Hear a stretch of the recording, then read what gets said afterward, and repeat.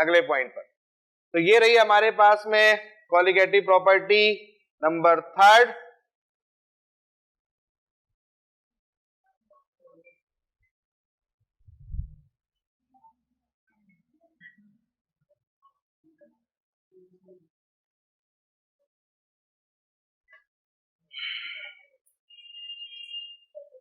चले आगे नेक्स्ट।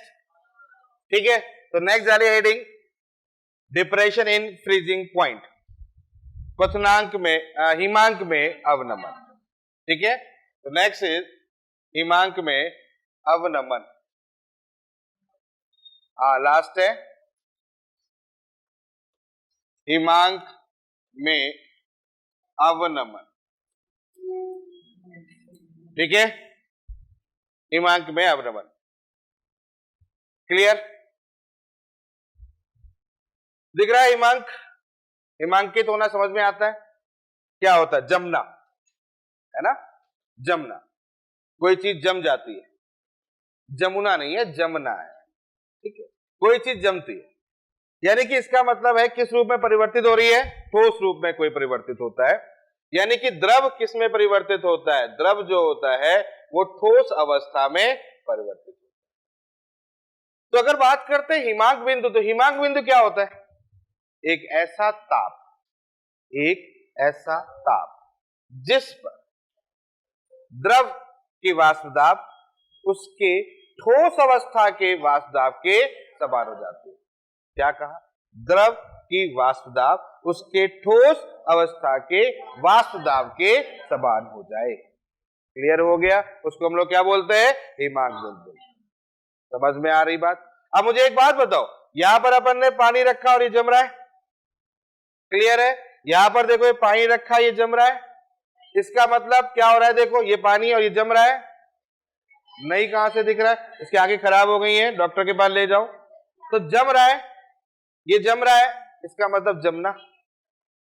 ये देखो, ये पानी था, ये जमा, ये पानी था, ये जमा।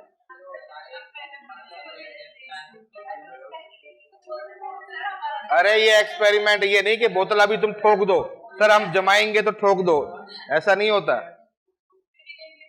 वो कैसे हो रहा है ये तो वही बता सकता है। हाँ, ये अलग टाइप की बोतल है, ढूंढना है इसको। अरे कॉन्सेप्ट समझो यार। क्लियर? समझ में आ गया? इसका मतलब क्या होता है? इसका जो मेन पॉइंट क्या है? मेन पॉइंट ये है कि अगर हमारे पास में कोई विलायक है, अगर हमारे पास में कोई विलायक है और विलायक ऐसा जो कि जम सके, विलायक ऐसा लेना है जो कि जम सके। क्या भाई, क्या दिक्कत है तुम्हें? इस भाई साहब को क्या परेशानी है? अरे चल भाई, है वो भी जम रहा है। तो हमारे पास में एक विलायक है और विलायक का हिमांक बिंदु मान लेता हूं T0 है। विलायक जो है उसका हिमांक बिंदु क्या है? T0 है।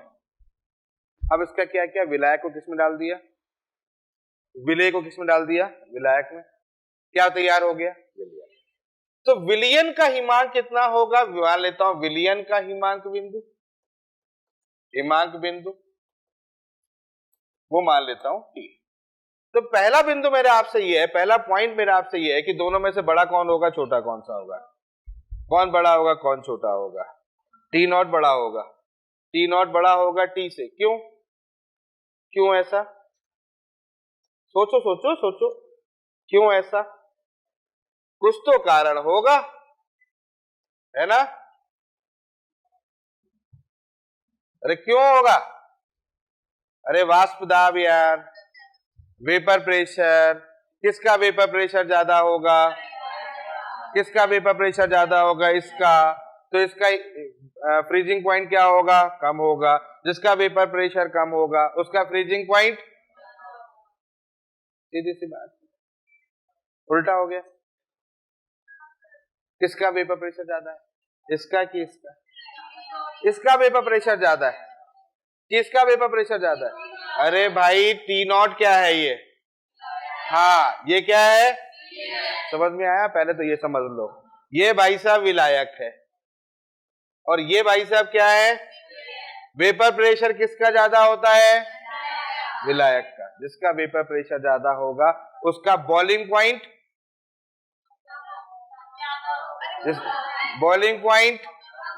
जिसका वेपर प्रेशर ज्यादा उसका बॉइलिंग पॉइंट कम और फ्रीजिंग पॉइंट उल्टा।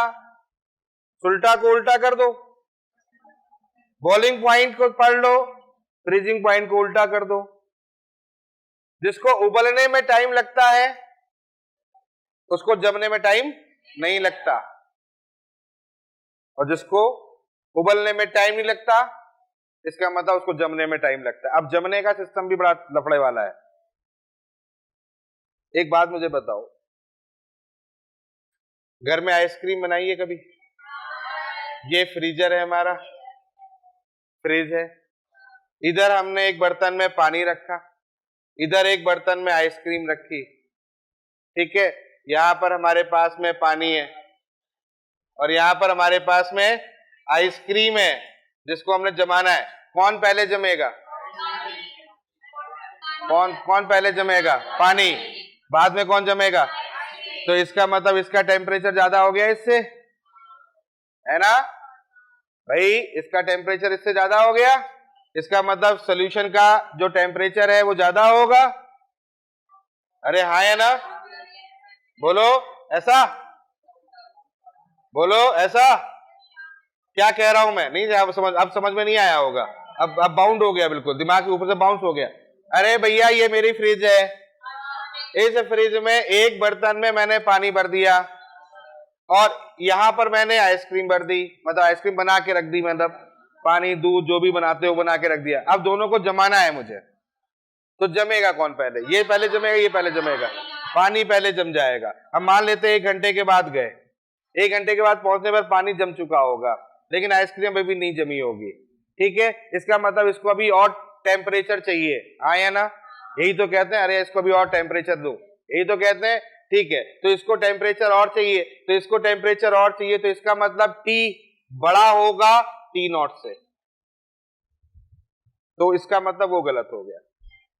और अगर ये सही है तो इसका मतलब ये है कि पानी से पहले आइसक्रीम को जम जाना चाहिए, ये भी गड़बड़ है। मतलब दोनों बातें सही है, ये भी सही है और ये भी सही है।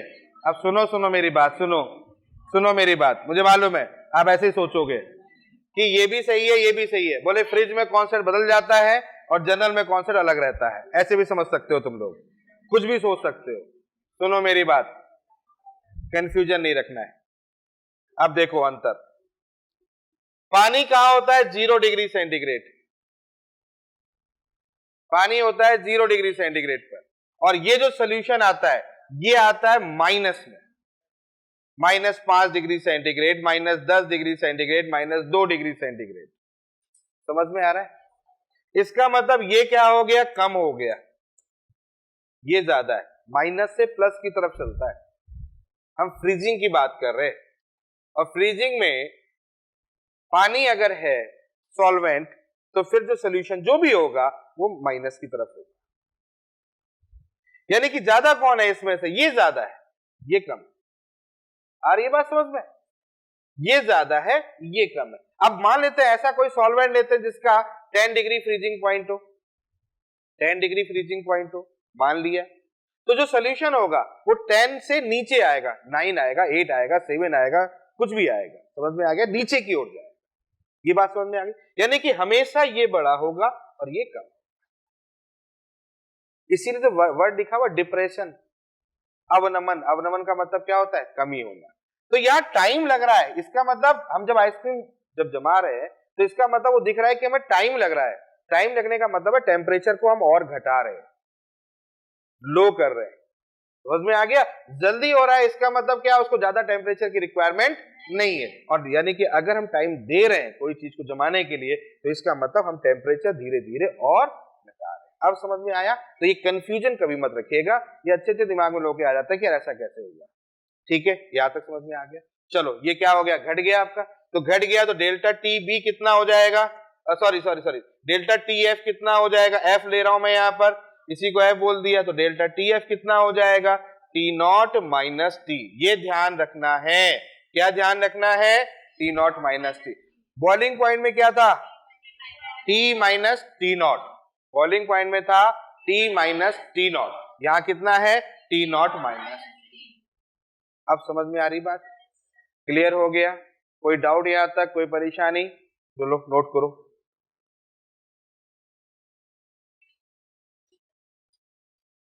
या पढ़ा दूं आगे भी, आगे बढ़ा देता हूं, ये समझ में आ गया, delta T F equal to T naught minus T. चलो आगे देखते हैं। अब सेम कंडीशन वही है, कौन सी, जैसी वहां चल रही थी, डेल्टा टी एफ किसके समानुपाती होगा। अब देखो मैं ज्यादा चीजें नहीं बता रहा, क्योंकि अब तो आपको पूरी कहानी समझ में आ गई, क्योंकि डेल्टा टी भी समझ में आ गया, डेल्टा टी एफ अपने आप समझ में आ जाएगा। तो delta T F is directly proportional to क्या हो जाएगा, मोलैलिटी हो जाएगा। समझ में आ गई बात, ठीक है। मोलैलिटी हटाओगे तो यहाँ कितना लेके आओगे, के एफ।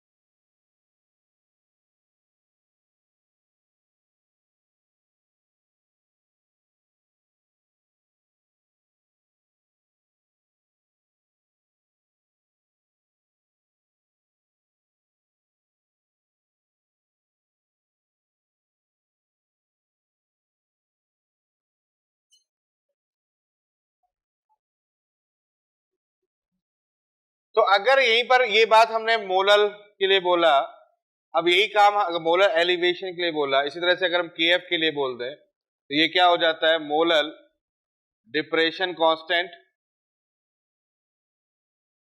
समझ रहे हो। और अगर हम केएफ डैश कर दें, इसको बोलते हैं मॉलिक्यूलर डिप्रेशन कांस्टेंट। अरे हाँ है ना, तो इसमें भी वही कंडीशन होती है। ध्यान रखना क्वेश्चंस में अगर ऐसा कहीं हो जाए, delta T F equal to K F multiply by यहाँ W into 1000 divide by molar mass into capital W, ये हो जाए, और यहां पर आ जाए delta T F equal to K F dash into small W into 100 divide by molar mass into capital W. ठीक है, तो ये बात थोड़ा सा ध्यान रखिएगा, काम की है, क्वेश्चन बन जाता है। चलो एक न्यूमेरिकल कर लेते हैं, फिर आगे की कहानी। न्यूमेरिकल कर लेते हैं। तो 6 ग्राम यूरिया ले लो, को डिजोल्व किया गया है 205 किलोग्राम जल में, वाटर में। ठीक है, पूछा गया है freezing point of the solution, freezing point of the solution. तो 6 ग्राम यूरिया को डिजोल्व किया है 5 किलोग्राम पानी में,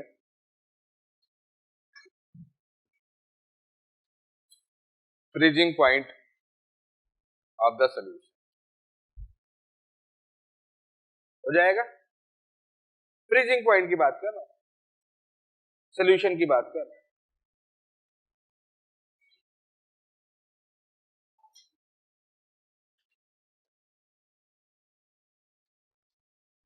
तो फॉर्मूला लगा लेंगे अपन लोग, क्वेश्चन के अंदर क्या क्या गिवन है देख लो। स्मॉल डब्ल्यू कितना है बच्चों, 6 ग्राम है ना। कैपिटल डब्ल्यू कितना है, 5 किलोग्राम। तो delta T B equal to क्या होगा, K B multiply by M. अच्छा टी एफ है, अच्छा अच्छा ठीक है भाई, डेल्टा टी एफ है। बात गंदी हो गई ना, वही बात। अब ठीक है, हाँ भैया, डेल्टा टी एफ निकाले, के एफ की वैल्यू 1.86, पानी का मामला है। स्मॉल डब्ल्यू 6, 60, 5 ऊपर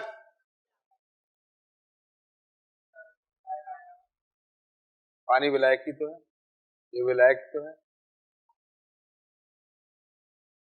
क्या, कुछ कहा,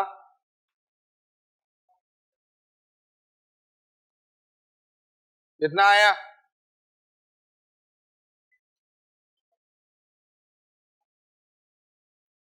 क्या हुआ, सही तो कर रहा हूं, सही तो कर रहा हूं। 1.86 मल्टीप्लाई बाई 2 आया, 37 कहां से आ रहा है, 3 पॉइंट समथिंग आ रहा है यार ये तो।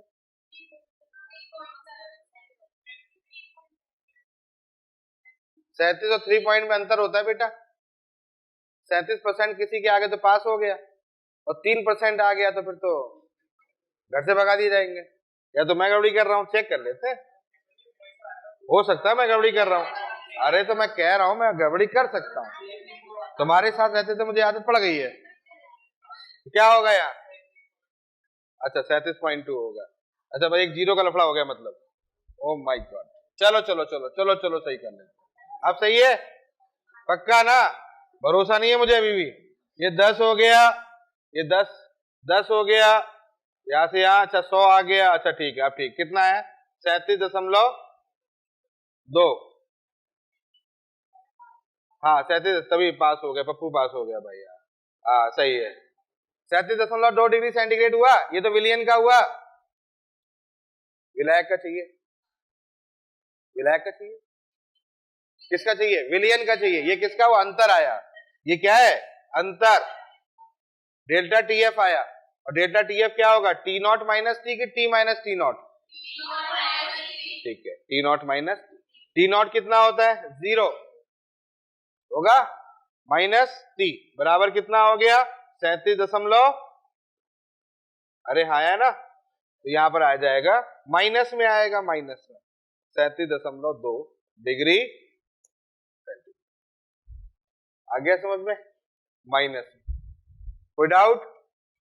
अंतर हमेशा धनात्मक रहेगा, ये ध्यान रखना है, अंतर हमेशा धनात्मक रहेगा और इसका जो भी आंसर आएगा वो किसमें आएगा ऋणात्मक। कोई डाउट यहां तक? कैलकुलेशन समझ में आ गई है, चीजें समझ में आ गई है, ठीक है। बस एक दो बातें और उसको फटाफट समझ लें, चलो आगे देखते हैं। क्या की तरफ क्या है ये, ऊपर ऊपर नोट कर लिया है, हाँ तो ऊपर वाला एज इट इज नीचे छाप देना। चलो ये देखो, ये हो गया, कंप्लीट कर दिया ये, ठीक है। चलो आगे देखते हैं।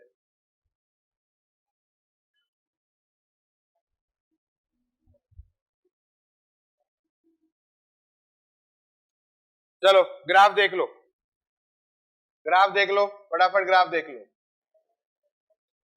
देखो ये ग्राफ क्या सिखा रहा है, यहां पर है, ये हो गया आपके पास में vapour pressure versus freezing point, ठीक है, vapour pressure versus freezing point. इधर देख लो सब लोग, ये मैंने पहले आपको किसका बताया था, लिक्विड का, दिख रहा है आपको, ये लिक्विड है, दिख रहा है, ये सोल्यूशन है, दिख रहा है, कब की कंडीशन है, बॉइलिंग पॉइंट वाली कंडीशन मैंने बताई थी। अब क्या होगा, ये जो लिक्विड है ये किसमें कन्वर्ट होगा, सॉलिड में, यानी किधर की तरफ जाएगा, फ्रीज अप की तरफ जाएगा। तो ये है आपके पास में। अच्छा एक बात मुझे बताना, फ्रिज कौन होता है, फ्रीज अप कौन होगा, क्रिस्टल किसके बनेंगे, संरचना, क्रिस्टलीय संरचना किसकी बनती है, पानी और चीनी अगर हमने डाल दिया, ये पानी है और इसमें चीनी है, तो बताओ कौन फ्रीज होता है, पानी, और उबलता कौन है,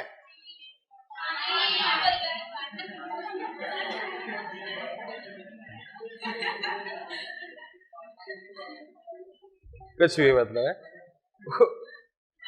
फ्रिज भी पानी होता है, विलायक है, और उबलता भी विलायक है, ठीक है ना, विले एज इट इज रहता है उसके अंदर घुला हुआ, विले में कुछ नहीं होता, समझ में आ रहा है, चीनी में कुछ नहीं होता, वही चीज ये। तो ये क्या हो गया, ये प्योर सॉल्वेंट हो गया, ये क्या हो गया, सोल्यूशन हो गया। तो दोनों ही किस में जाएंगे, ठोस अवस्था में जाएंगे, तभी तो फ्रीजिंग पॉइंट लेके आएंगे। तो ये हमारे पास में जो पानी है ये किसका है, ये ठोस अवस्था का है, क्लियर, ये इसका वेपर प्रेशर है, ये ठोस अवस्था का वाष्प दाब है, समझ में आ गया, ठोस अवस्था का वाष्प दाब है। तो ये हमारा ठोस अवस्था का वाष्प दाब है, तो विलायक यहां से यहां तक हो गया, तो इसका फ्रीजिंग पॉइंट कितना हो गया, ये हो गया, और विलियन का नीचे जा रहा है, तो ये विलियन का नीचे जा रहा है, नीचे जा रहा है, नीचे जा रहा है, यहां कटे, यहां टच करेगा, तो ये होगा। अब समझ में आया कि नहीं है, मतलब ऐसा समझना कि ठोस अवस्था का वाष्प दाब ये है, ठीक है, ठोस अवस्था का वाष्प दाब ये है, ये हमारा विलायक का है और ये हमारा विलयन का है। ये जो रूप है ये लिक्विड फेज में है और ये जो है ये सॉलिड है, वो ऊपर लिक्विड। तो इसका जो वाष्प दाब है वो किस किस जगह पर टच कर रहा है उसको देख लेते हैं। ये हमारा विलायक का है, तो इसका फ्रीजिंग पॉइंट ये होगा, और ये हमारा विलियन है, इसका जो फ्रीजिंग पॉइंट होगा वो ये होगा। तो ये आ गया हमारा, क्या आ गया, डेल्टा टीएफ आ गया। अब समझ में आया, ये डेल्टा टीएफ आ गया, और वेपर प्रेशर से अगर डिफाइन करोगे तो फिर ये हमारा डेल्टा पी आ गया, आ गया। तो वही कंडीशन होगी कि delta TF also directly proportional to होगा। तो है ना, वाष्प दाब का ही लफड़ा है कि नहीं। तो जिसका वाष्प दाब ज्यादा होगा उसका फ्रीजिंग पॉइंट, फिर गड़बड़ कर दी, अरे ऐसे दिमाग में रखो ना यार, जिसका वाष्प दाब ज्यादा होगा उसका freezing point, vapour pressure boiling point एक दूसरे का उल्टा होता है। जिसका वेपर प्रेशर ज्यादा होगा उसका बॉइलिंग पॉइंट कम होगा, बस दिमाग में बैठा लो। Vapour pressure boiling point inverse होते हैं, जिसका वेपर प्रेशर ज्यादा होगा उसका बॉइलिंग पॉइंट कम होगा, और जिसका बॉइलिंग पॉइंट ज्यादा होगा उसका फ्रीजिंग पॉइंट कम होगा। अब समझ में आ गया? तो जिसका वेपर प्रेशर ज्यादा होता है उसका फ्रीजिंग पॉइंट ज्यादा होता है, और जिसका वेपर प्रेशर कम होता है उसका फ्रीजिंग पॉइंट कम होता है। समझ में आ गया? अरे हमें कंडेंस करना है ना, जब वेपर प्रेशर ही कम है तो जल्दी से हो जाएगा ना। क्लियर हुआ कि नहीं हुआ? तो ये कंडीशन है, तो ये रिलेशन आपके सामने निकल के आ जाए। कोई डाउट यहां तक? पेपर हो जाएगा क्वेश्चन, ट्राई करो।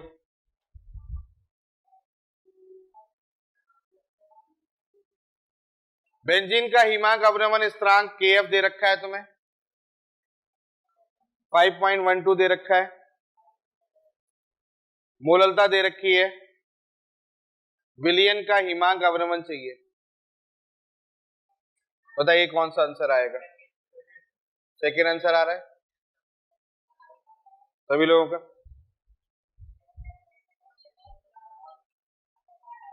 क्या फॉर्मूला लगाएंगे? Delta TF equal to KF multiply by, यही तो है।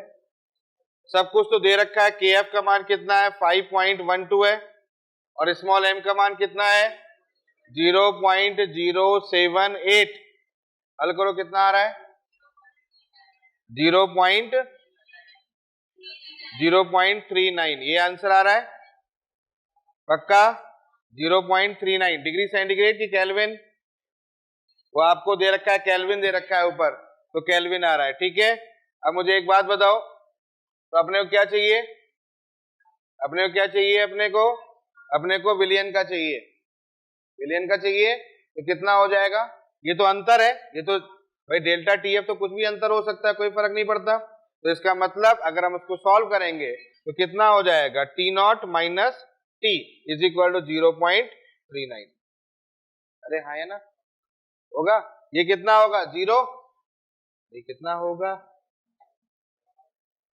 होगा पक्का? तो 0 माइनस T करोगे तो कितना आएगा? माइनस 0.39। ये आंसर आ रहा है, 40 मान लेते हैं। ये सही आंसर है कि नहीं है?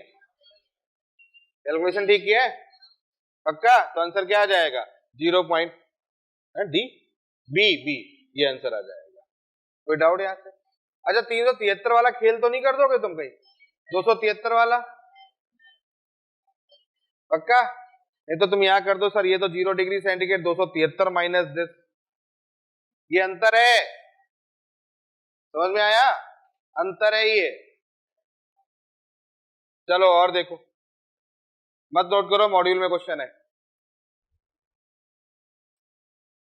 अगला क्वेश्चन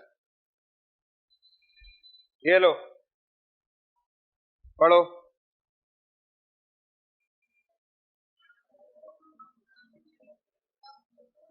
बताओ आंसर क्या होगा? आधा हो जाएगा, दुगना हो जाएगा, तिगुना हो जाएगा, अपरिवर्तित रहेगा। अपरिवर्तित। क्वेश्चन पढ़ो ढंग से। एक तनु विलयन की मोललता को दुगना किया जाता है, मोललता को दुगना किया जाता है, तो मोलल अवनमन स्थिरांक KF होगा। यार सीधी सी बात है, मैंने विलायक बदलने की बात बोली थी।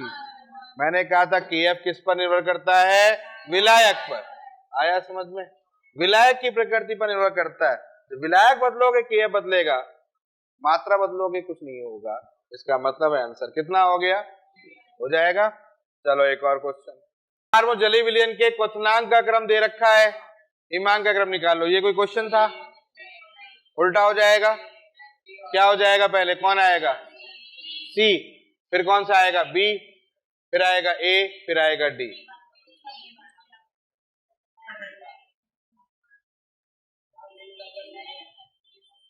हाँ ठीक है, यही है, देख लिया। अरे आजा यार, अरे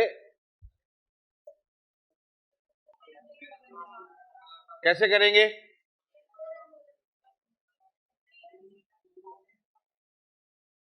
बेंजीन के हिमांक में जितने से अवनमन होगा वह मान होगा, मतलब डेल्टा टी एफ निकालना है। ये तो मतलब हुआ कि आपको डेल्टा टी एफ निकालना है। तो के एफ की वैल्यू कितनी हो गई? 5.12 हो गई। स्मॉल डब्ल्यू की वैल्यू कितनी हो गई? 1। ठीक है, बेंजीन का अणुभार कितना होता है? 78। अरे हाँ है ना, मिलाया किसमें है? नहीं बेंजीन का नहीं है, सॉरी सॉरी, एक मिनट, हाँ यहाँ तो अनगप वो है, ये नहीं है, 250 दे रखा है। ठीक है, तो ये कितना हो गया? विलेय कितना हो गया? 250। ये कितना दे रखा है? 51.2 ग्राम है। तो किलोग्राम में कन्वर्ट करें इसको? नहीं कर ले? पक्का? चलो कितना आएगा आंसर बताओ।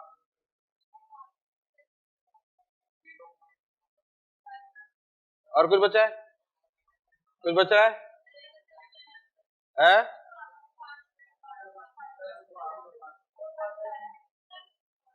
तो काट दे। ये कितना आ गया? अरे पॉइंट रखोगे यहाँ, कितना? 10 आ गया।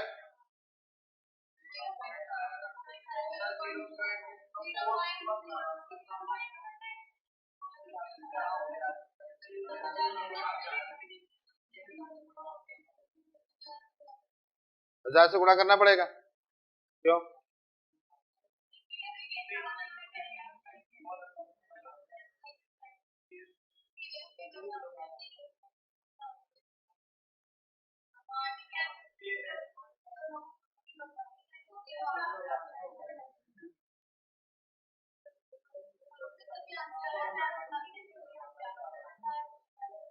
हजार से डिवाइड कर रहे हैं, मतलब किसको डिवाइड करें? ऊपर लेके जाए, 1000 लिखना पड़ेगा कि नहीं लिखना पड़ेगा? क्यों? क्योंकि केएफ किस में है? अच्छा केएफ किलोग्राम में है।